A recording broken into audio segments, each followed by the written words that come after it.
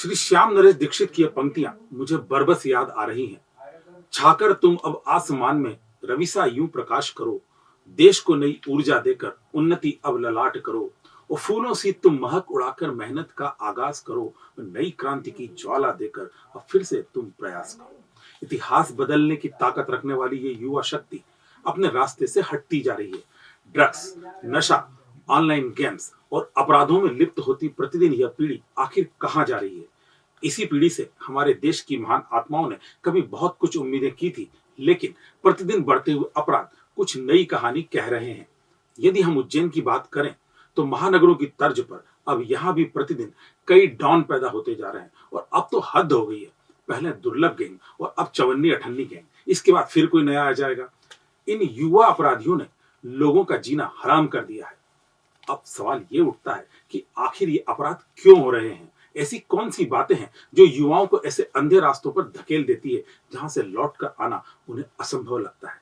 आइए पहले एक नजर डालते हैं पिछले 2 सालों में हुए उज्जैन के कुछ अपराधों पर जो इसी युवा पीढ़ी की देन थे।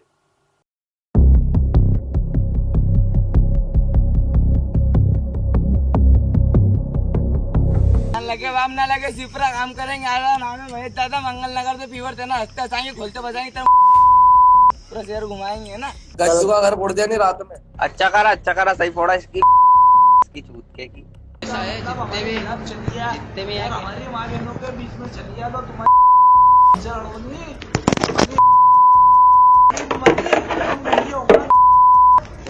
अपराध करना वहाँ पे, पुलिस हमारी वहाँ पे।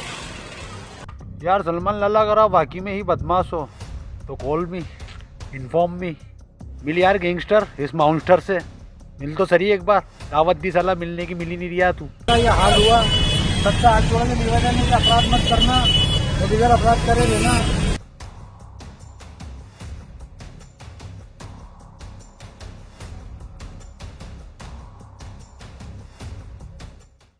देश की एक प्रमुख धार्मिक नगरी में इस तरह के घिनौने अपराध होना उज्जैन की जनता के लिए बहुत ही शर्मिंदगी की बात है। सिर्फ पुलिस के भरोसे बैठे रहना अब गलत होगा। अब हमें कुछ ठोस कार्य करने की जरूरत है। सबसे पहले शुरुआत इन युवाओं के माता पिताओं को करनी होगी, जो इन्हें सही गलत में अंतर करना सिखाएं।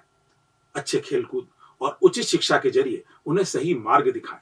समाज को भी चाहिए कि अपराध के रास्ते पर चलने वाले इन युवाओं को सृजन के मार्ग पर ले जाएं और उन्हें समझाएं कि संसार में मानव परमात्मा की प्रमुख व खूबसूरत कलाकृति है। मनुष्य एक सामाजिक प्राणी है।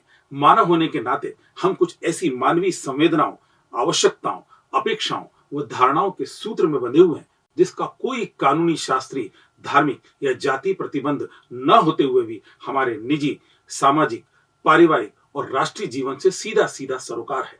इनका निर्वाह हमारा नैतिक कर्तव्य है।